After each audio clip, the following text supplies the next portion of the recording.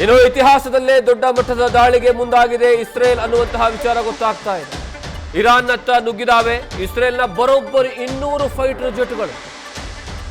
Fighter ಜೆಟ್ಗಳ ಮೂಲಕ 500 ಕಡೆಗಳಲ್ಲಿ ದಾಳಿ, ಭಾರಿ ದೊಡ್ಡ ಮಟ್ಟದಲ್ಲಿ ದಾಳಿ ಮಾಡ್ತಾ ಇದೆ ಇಸ್ರೇಲ್ ಪಡೆ ಅನ್ನುವಂತಹ ವಿಚಾರ ಗೊತ್ತಾಗ್ತಾ ಇದೆ. ಇದುವರೆಗೂ ಇರಾನ್ನಲ್ಲಿ 200 ಮಂದಿ ಸಾವನ್ನಪ್ಪಿರುವಂತಹ ಮಾಹಿತಿ ಇದೆ. ಅದರ ಜೊತೆಗೆ 700ಕ್ಕೂ ಹೆಚ್ಚು ಮಂದಿಗೆ ಗಾಯ ಆಗಿದೆ. ಜಸ್ಟ್ ಇಮ್ಯಾಜಿನ್, ಇತಿಹಾಸದಲ್ಲಿ ಅತಿ ದೊಡ್ಡದಾದಂತಹ ದಾಳಿ, ಬರೋಬ್ಬರಿ 200 ವಿಮಾನಗಳ ಮೂಲಕವಾಗಿ ದೊಡ್ಡ ಮಟ್ಟದಲ್ಲಿ ಅಟ್ಯಾಕ್ ಮಾಡೋದಕ್ಕೆ ಈಗಾಗಲೇ ಇಸ್ರೇಲ್ ಮುಂದಾಗಿದೆ.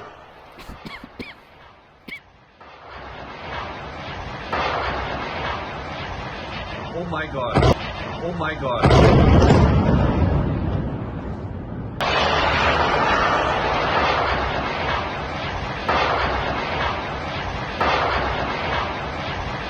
Oh my God. Oh my God.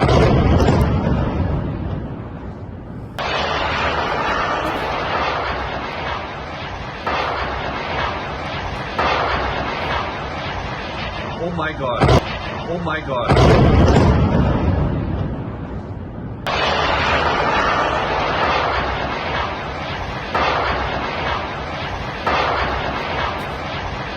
Oh my God. Oh my God.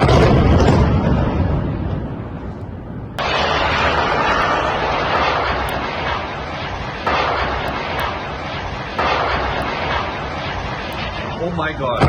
Oh my God.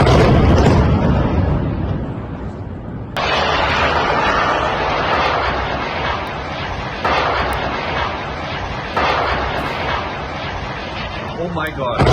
Oh my God.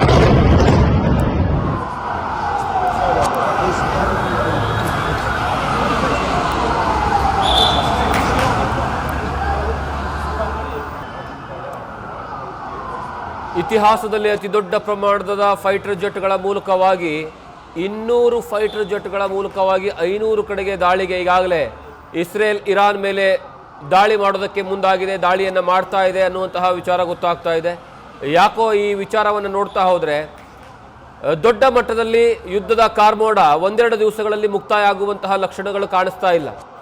ಒಂದು ಕಡೆಗೆ ಅಮೆರಿಕ ನೇರವಾದಂತಹ ಎಚ್ಚರಿಕೆಯನ್ನು ಕೊಡ್ತಾ ಇದ್ರೆ, ಮತ್ತೊಂದು ಕಡೆಗೆ ಇಸ್ರೇಲ್ ನಿರಂತರವಾದಂತಹ ದಾಳಿ ಇವತ್ತು ಮಧ್ಯಾಹ್ನದಿಂದಲೇ ಆರಂಭವನ್ನು ಮಾಡಿದೆ ಭಾರತದ ಕಾಲಮಾನ ಪ್ರಕಾರ.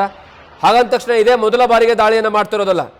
ಕಳೆದ ವರ್ಷವೇ 2025 ಜೂನ್ನಲ್ಲಿ ಬರೋಬ್ಬರಿ 12 ದಿವಸಗಳ ಕಾಲ ನಿರಂತರವಾದಂತಹ ದಾಳಿಯನ್ನು ಇಸ್ರೇಲ್ ಇರಾನ್ ಮೇಲೆ ಮಾಡಿತ್ತು.